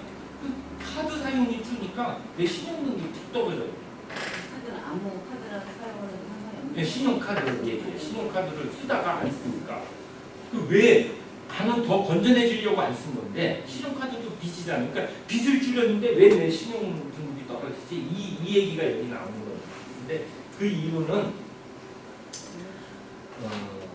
소득 수준이나 이런 것들이 개인의 이제 신용등급에 다 영향을 주는 건데 신용카드가 사용금액이 떨어진다 그러면 이 사람이 소득이 좀 줄었다 이렇게 유추해서 평가합니다. 그러면 신용카드를 그럼 많이 쓰면 좋냐? 많이 쓰되 하루도 빼놓지 말고 연체 하루라도 하지 말고 특히 세탁기 사서 뭐 해가지고 깜빡 까먹고 안 넣고 이런 사람 자기도 모르게 신용등급이 굉장히 나빠져. 심지어는 뭐 전기세, 수도세 이런 거 관리비 뭐 이런 것들 연체하지 마세요. 물론 관리비는 괜찮아요. 며칠 연체하고. 근데 금융기관과 하는 거라든가 또는 뭐 전자제품, 뭐 자동차 이런 할부금 이런 거는요. 바로 3일만 넘으면 바로 그런 것들이 쌓이고 모여서 내 신용등급이 나빠지고 있다. 이렇게 생각하시면 돼요. 그리고 신용등급이 최고 좋은 사람이 누구냐면요. 월급쟁이 중에서 공무원, 그 대기업 직원. 그래서 신용등급 거의 A급이라고 보시면 돼요. 잘릴 이유도 별로 없고 잘려도 퇴직급이 이렇게 됩니다. 큰 돈은 아니지만 몇십억씩 벌어도 사업 대표자보다는 공무원이 훨씬 신용등급이 높아요. 사업 대표자분들은 언제든지 본인이 어떤 사람이 내가 받을 또 외상 매출금이 한 8억 되고 이 건물 팔으면 20억 뭐 이렇게 계산해가지고 마음 떵떵거리다 이 사람이 교통사고로 딱 죽었어요. 죽는 순간에 대출금 갖고 뭐하고 했는데 그래도 한 10몇 억은 남는 줄 알았어요. 대출금 뭐 사업하다 대출도 수가 있고. 그런데 기계 똥값 되고 외상 매출금 하나도 못 받고 어쩌고 저쩌고 하니까 상속 받을래 말래로 얘기가 돼요. 왜? 부채가 더 많아지고. 그래서 지금 사업하는 사람들은 아무리 돈 벌고 떵떵거려도 내가 한순간에 위험한 상황이 딱 오는 순간 내 가족들은 빚더미에 앉는다라고 생각하셔야 돼요. 그래서 제가 보험회사에 있으면서 그거를 느낀 게 뭐냐면 대표자는 퇴직금도 없잖아요. 대표자는 퇴직금도 없어요. 직원들도 없어도. 그러면 나를 사망보험은 피보험자로 사망보험은 들어가요. 5억이 들어놓으면 최소한 회사는 빚더미에 가든 뭐 상속을 안 받더라도 5억은 남잖아요. 직장인들은 사망보험금 안 들어도 돼요. 퇴직금도 나오고요. 큰 회사들은요 또 재직 중에 죽으면 이것저것 해가지고 직원들이 모아주는 상금 3억 원 뭐 얼마 해가지고요. 본인만 죽는 거지 가족들은 떼부자도 될 수 있어요. 떼부자까지는 그렇지만 하여튼 어찌됐건 그렇게 어렵지 않아요. 한 10억 나오는 데도 있어요. 퇴직금하고 다 아파요. 재직 중에 죽으려면 재직 중에 어찌됐건 근데 대표자들은 자기 죽음에 대해서 이거 재고 이거 팔아도 얼마고 막 이러는데요. 자기 죽는 순간에 재고도 똑같이 되고요. 건물이고 뭐고 다 작살이 나. 진짜 빚만 나. 외상매출금 줄 것 같아요?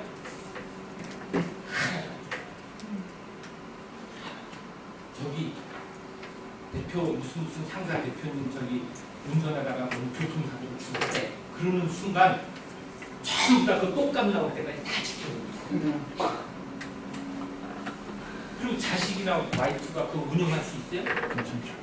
제일 먼저 당하는 거는 우리 남편이 오른팔같이 믿었던 부사장 전무 그놈이 이제 다 차지해요. 거래처 다 알고 있고. 아들은 뭐 의사고 아들은 뭐 공무원이고 그래서 거기가 있으니까 부인이 와가지고 아무것도 모르면서 뭐 결제 올리면 아무데나 사인하는데 전부 다 대출 결제로 올리고요. 회사 다.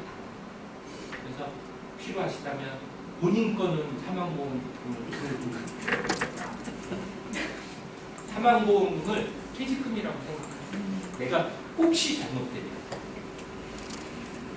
안 보고 넘어갈게요.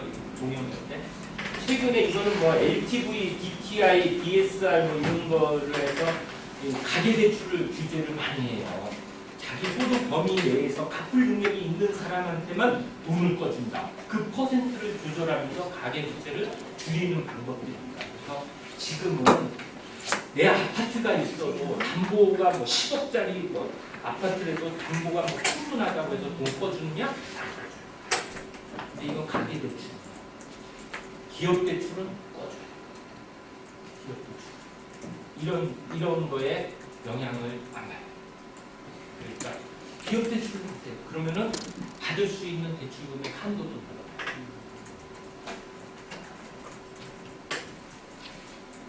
자, 이런 얘기 좀 하고 싶었어요. 유전 우대, 무전 박대. 이 돈이 있어야 은행에서 떳떳하다. 이런 말씀을 먼저 드리면서 은행이 대출이 많은 기업을 좋아할까요? 예금이 많은 기업을 좋아할까요? 물론 두 개 다 많으면 좋아하는데 굳이 택한다면 대출 쪽에서 수익이 더 훨씬 많이 나고요. 관리하기도 편해요. 예금 돈 많은 사람은요 10억, 20억, 30억 하면은 막 나와가지고 다리 꼭 앉아서 금리 왜 그거밖에 안 줘? 나 빼간다 막 이러는 거예요. 그 금리 맞추고 남는 장사도 아닌 사실. 근데 뭐 해달라는 거 많고 골프공 요새 새로 나온 거 없어? 나는 뭐 타이틀 리스트 아니면 안 치는데 뭐 이래요. 사실은 이익은 대출 고객이 해주는 그런 게 있다. 그래서 예금 많다고 거들먹거리면요 은행원들이 돈을 맡으면 고개 숙여도 가면은 싫어하고 욕하고. 근데 대출 많은 사람이 내가 대출 잘 갚고 있고 하면은 거기 가서 불치거리지 마세요. 응? 다 떳떳해도 되는데 그 은행원들도 그렇게 알고 있어요. 그런데 거기 가서 무슨 죄 지은 사람 마냥 저 가겠습니다 하고 사장님이 그러고 가는 거예요. 대출로 넣는데 이익 그 얘기 하려고. 누구를 은행이 좋아하냐? 대출 많은 고객이. 물론 이제 회사가 어려운데 대출이 많은 좀 언제 부도 날지 모르니까 불안해. 그런데 내가 그렇게 회사가 어렵지 않고 적정 대출을 유지하고 있다 그러면 떳떳해. 나 대출 옮긴다? 가끔 가다 그럴 필요도 있는 거야. 매출이 크고 안정적인 기업을 좋아하느냐, 매출액은 적지만 성장성이 있는 기업을 좋아할까? 사실은 은행은 이걸 좋아해요. 안정적이면 더 이상 대출이 나가고 여기서 더 뜯어먹을 게 별로 없어요. 그런데 성장하는 기업은 계속 뭐가 생겨. 대출도 더해줄 수 있고 뭐 직원 수도 자꾸 늘어나고 뭐 좋아하는 만하게 많이 돼요. 그래서 이런 기업들을 시설가지고 또 나갈 직원도 어디 건물 보러 다닌다고 땅 보러 다닌다고 이러면 또 대출 나갈 수도 있고 많이 돼요. 직원 수가 적고 수익이 많은 안정적인 기업과 대학 근로자 이직과 신규가 많은 기업. 그러면 이거일 것 같지만 사실은 이거예요. 은행은 직원이 막 바뀌어서라도 직원이 계속 들어오면 거기에서 카드 신규도 생기고 예금 신규도 생기고 뭐 급여 이체도 생기고 계속 생겨요. 그래서 이런 기업들을 굉장히 찾아다니고 안정적으로 수십 년을 거래해온 단골 기업과 최근 타에서 유치한 신규 기업 어디를 좋아하느냐? 오른쪽. 제가 지점에 근무를 하는데 그 양복점을 하셨던 분이에요. 근데 자기는 이 은행 이 지점이 생기는 그날 첫 거래고 그 지점의 첫 고객이고 첫 고객 번호 딴 사람이에요. 근데 나한테 이랬어. 내가 하루에도 요새 계속 5번, 6번 하루에 들려서 이것저것 은행 거래를 하는데 나한테 이럴 수 있느냐. 몇십 년을 단골 고객인데 나한테 이럴 수 있느냐 이런 거. 근데 보니까 예금에 입출금도 많고 그런데 맨날 와가지고 은행에 와서 입금했다 출금했다 하는데 잔액은 한 20만 원에서 30만 원이 항상 있어요. 은행원이 얘기하는 그 사람한테 하고 싶은 얘기가 뭐냐면 당신은 은행을 이용한 사람인지 당신이 은행한테 수익을 준 적이 없다. 20몇 년 동안 당신은 은행을 이용했어. 당신이 보관해야 될 돈을 은행원한테 맨날 내 돈 보관해줘, 내 돈 보관해줘. 조금 줘. 은행을 자기 개인 비서로 쓴 거 아니냐. 그 연봉 5천, 6천 받는 직원을 지 마음대로 써먹는 거 아니냐. 이렇게 보는 거예요. 당신 해준 게 뭐가 있는데. 우리 보관 수수료도 못 받고 당신 심부름을 계속 해줬잖아. 그것도 20, 30년 동안. 이런 게 은행원의 시각이에요. 그래서 절대로 어느 은행이든 단골 고객을 해주는 은행 없다고 보시면 돼요. 거짓말이에요. 단골 고객 무대 어쩌고저쩌고 거짓말이에요. 그 사람이 빅마우스로 나쁜 얘기 하지 않도록 하려고 달래는 거예요. 그 지역에 그래도 말빨 센 사람. 단골 고객한테 해줄 이유가 하나도 없어요. 지가 갈 데가 없으니까 여기 있는 거지. 이렇게까지 볼 수 있다. 여기가 잘해주니까 있는 거 아니야? 여기다 잘해주는데 딴 데 있으면 가겠지? 가도 돼. 당신이 10년 동안, 15년 동안 해준 게 뭔데? 물론 그 전에 대출 많이 받았지. 그렇지만 지금 다 갖고 없잖아. 그때 우리한테 혜택 떠온 것도 있잖아. 지금부터 앞으로 뭘 해줄 건데? 이게 은행의 시간. 신규 거래 고객은 할 게 뺏어 먹을 게 이제 많은 거야. 뺏어. 그러니까 신규 거래 다 뜯어먹어. 한 2년 뜯어먹고 나면 그때부터 이제 금리 올리고 가도 돼. 이 은행이에요. 그냥 너무 공공성이나 뭐 이렇게 보지 마세요. 다 사기업이고 은행의 출발은 뭐죠? 사채업자 과거에 역사적으로 사채업자들이 은행으로 발전한 거잖아요. 그죠? 사채업자들이 발전한 거잖아요. 은행. 그렇게 쉽게 생각하셔도 된다는. 근데 왜 그걸 나는 몰랐을까? 은행원들이요 굉장히 똑똑해요. 얘기 안 해요. 그럼 말 안 해요. 저같이 이렇게 흥분해서 얘기한 것도 퇴직하니까 얘기하는 거지. 제가 은행원이면 무슨 말을 하는 거 없어요. 그죠? 너무 노골적으로 말씀드리면 충격이 오는데 혹시 머리가 이렇게 뒷골 땡기고 뭐 이렇게 내가 뭐한테 속았다 이렇게 생각하시고 그러면 요즘 돈 많이 버는 전국의 판매망을 갖춘 우리 판매 회사가 있고 자동차 부품 제조 회사가 있다면 어디가 더 나을까? 자동차 부품 회사입니다. 제조 회사죠. 유통보다는 제조. 은행은 은행의 본업이 커요. 은행은 돈 버는 기업과 부동산 업자하고 담보가 어마어마한 부동산 업자 실험이에요. 그거는 은행의 본업이야. 은행은 결국 제조업체 중심이고요.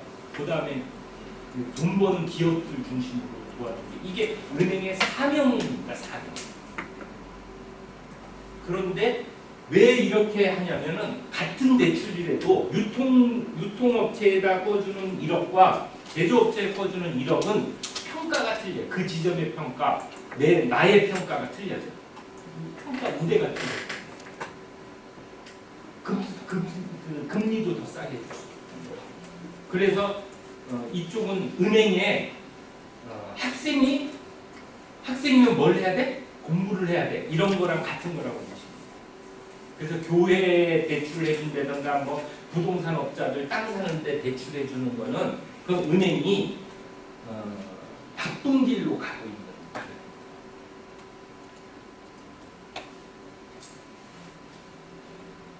네, 여기 맞네요. 네?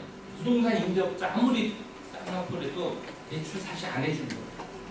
그 사람 투기하는데 돈을 꺼주는 거는 은행이 알면서 나쁜 짓 하는 거예요. 강남에 선샤인 나쁜 짓을 하는데 눈 감아주면 경찰에서도 똑같은 짓을 하는 거예요. 거다 이렇게 보시면 돼요. 그런데 어쩔 수 없이 실적 때문에 부동산 업자도 사업자 등록증이 있으니까 해주는 건긴 하지만 해줘서는 안 되는 거예요.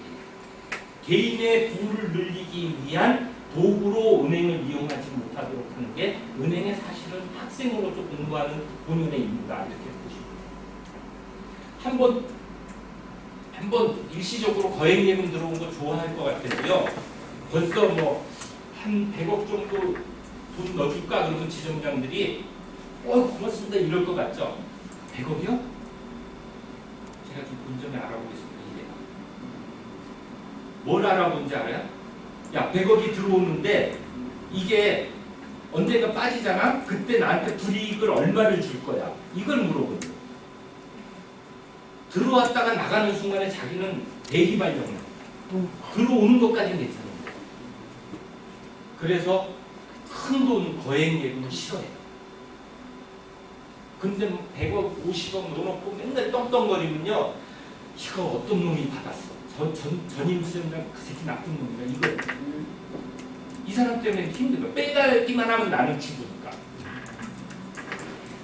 그래가지고 자기가 어디에서 고생해서 예금을 많이 받아와. 이제 뭐 1억짜리, 5억짜리 그래서 한 50억 채웠어요. 그때 제일 먼저 생각한 게 뭔지 알아요?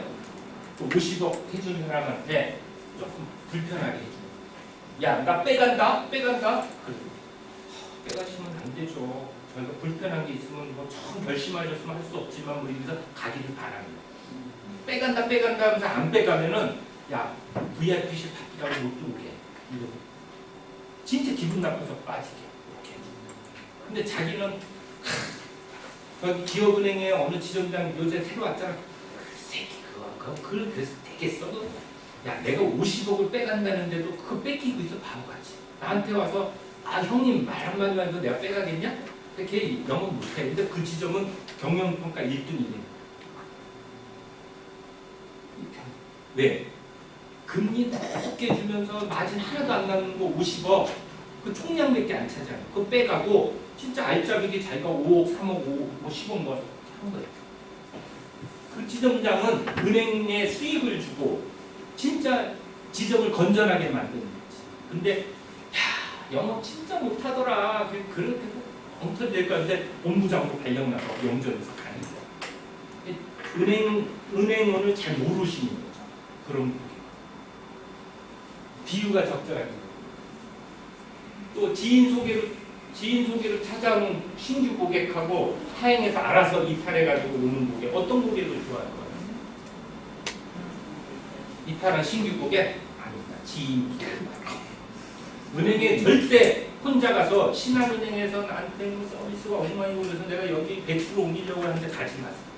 그러는 순간 그러세요 그러면서 매출액하고 한번 자료 좀 주세요. 그리고 그 다음 날이나 다음 날 전화서 저희는 좀 금리가 높은데요. 이제 안 받아요.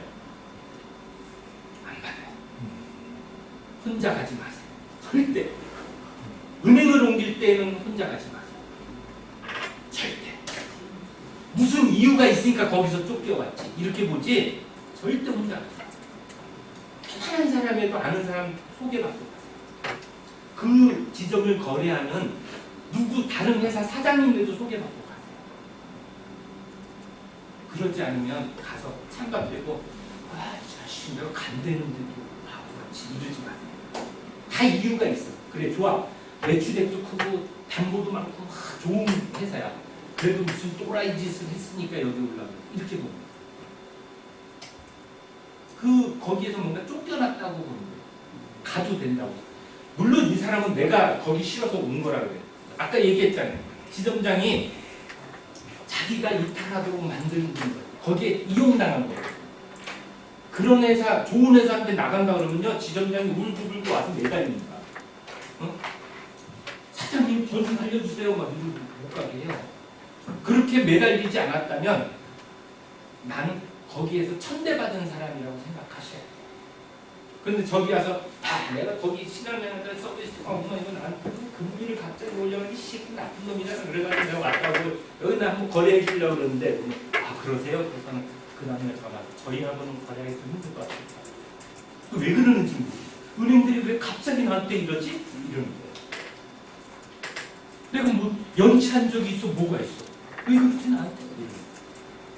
그래서 은행을 옮길 때 조심하세요. 내가 막상 집을 뛰쳐나왔는데 와이프랑 싸우고 집을 뛰쳐나왔는데 갈 데가 없어요. 그 차 안에서 한 3시간, 4시간 있어도 데리러 오지도 않아요. 이런 마음이라고 생각하시면 돼요. 아내도 집 뛰쳐나갔는데 친정에 못 가고 계속 카페에 앉아있는 그런 마음.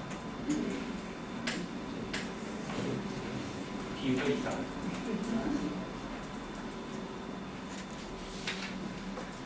은행의 두 얼굴. 결국은 은행 지점장 다 월급쟁입니다. 공익성을 가진 무슨 공무원도 아니고 다 월급쟁입니다. 은행의 공익성 기대 좀 하지 말아 주시고요. 어려운 현실 속으로 진정성 있는 것도 함부로 하지 마라. 어떤 분이 와가지고 오늘 추석인데 직원들 보너스 좀 싶은데 5천만 원 대출해 주면 안 될까? 그리고 막 그러는 거예요. 그분이 알겠습니다. 가 계세요. 전화 드릴게요. 직원한테 내가 뭐라 그러는지 알아요? 그 얘기하고 사장님한테 야, 그 기업 요새 뭐 어떤 거 다 대출이 어때? 그 앞으로 신용 대출 해주시면 아니 회사가 어려운데 원자재를 사야 되는데 돈이 없으면 내가 해주죠. 근데 회사가 어려운데 직원들 보너스 좀 주고 뭐 선물이라도 주고 싶다고 했대. 이거는 사장의 기본이 안 돼요. 자기 앞가림도 못하면서 엉뚱한 이거는 사업하는 사람의 A, B, C의 A도 모르는 사람이에요. 그런 사람이 사업을 올바로 하겠어요? 망하지? 전 대출 해주지 말아요. 거기 가서 죽는 소리 하지 말고 설사 힘들더라도 죽는 소리를 하지 말고 나 요번에 뭐 계약을 하나 땄잖아. 그거 해서 잘 될 거야. 그러니까 그거 받아오면 내가 그걸로 해가지고 얼마 매출 남기고 요 고비만 넘기면은 내가 요거는 어떻게 될 거야. 이렇게 떵떵거리면서 대출을 요구해야 해줘요. 잘 나갈 기업한테 대출해주는 거지 다 죽어가는 기업한테 해주는 지점장이 세상에 어디 있어요. 근데 가서 막 부탁하고 진짜 솔직하게 얘기하고 왔다고 자기 뿌듯해서 했는데 전화 와가지고 안 된다고 생각하는 거예요. 요령이 목적이 크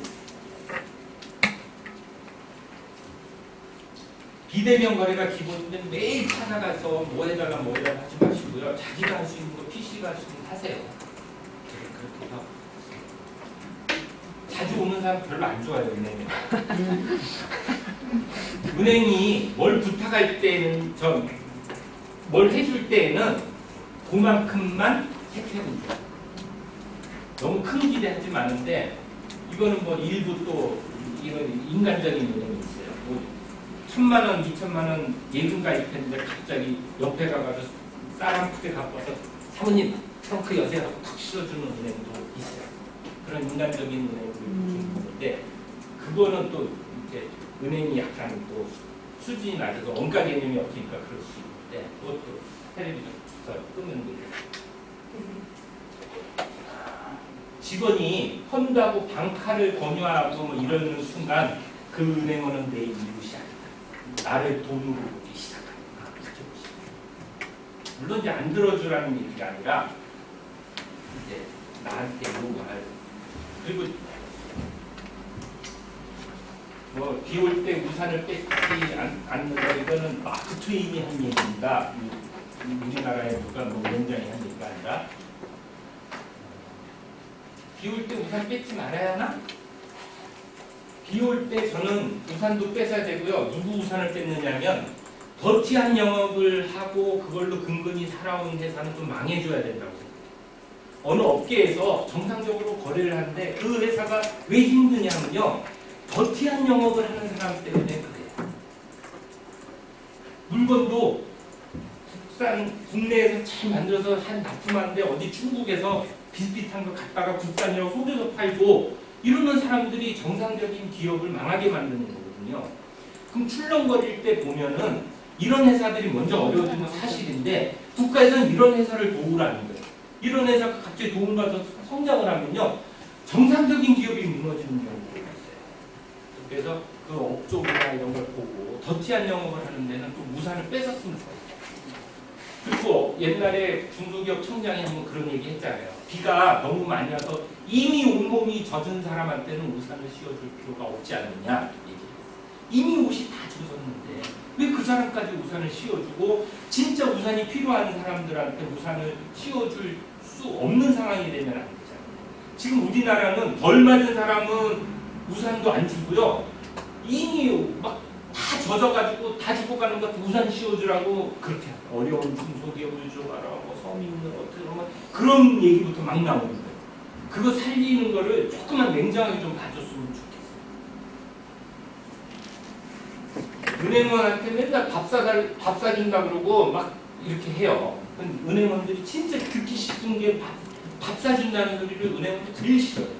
요즘 젊은 여자애들이나 뭐 남자애들도 다 다이어트하고 그러는데 가면은 꼭 고깃집에 가가지고 꼭 뭐 이런 거 해줘야지 자기 어린 시절 젊은 시절을 생각하는 거예요. 은행원들 진짜 그거 진짜 싫어해요. 요즘 젊은 애들은 진짜 그리고 앉아가지고 자기 어렸을 때부터 사업 성공한 것부터 여자 얘기하고 뭐 얘기하고 그냥 뭐 하고 침튀기고 음식물에 하면서 그거 먹으라 그러고 썰렁한 그 아재 개그 하면서 안 웃는다고 뭐라 그러고 거기 앉아서 은행원들이 예 상님 너무 웃겨요 뭐 이러고 막 이러는데 가가지고 집에서 지 혼자 웃어요. 밥 사주지 마세요. 밥 사주라 안 사줘도 은행원들이 좋아하는 건 뭐냐면 딱 은행 가서 한번 씩 돌아보고 뭐 포스터 붙어 있는 것들 그게 다 얘들한테 목표로 내려온 상품들이거든요.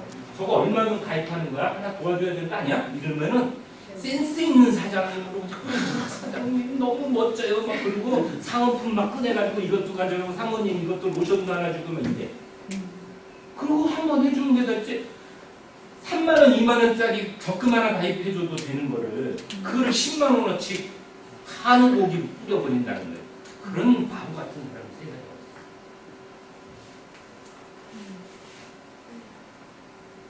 이 직원이 특히 여성 사장님들 갔는데 뭐 하나하나 거 통장지 가지고 올 때마다 이렇게 주면요, 그 진짜 친절하게 벌써 되거든요. 그거의 좋고 나쁘를 떠나서 그런 직원이 있으면 은행원하고 진짜 친해지. 하고 싶은 말 많은데 시간은 막 가고 한 5분 정도 늘으면 안 되나? 부자들의 특징을 한번 봤는데 자신의 부에 대해서 과시하지 않는다, 뭐 빨리빨리 늘 무언가 공부한다, 자신의 시간을 철저히 관리한다, 쓸데없는 지출하지 않는다, 인간관계를 소중히 여긴다. 이게 부자들의 특징이라는 거예요.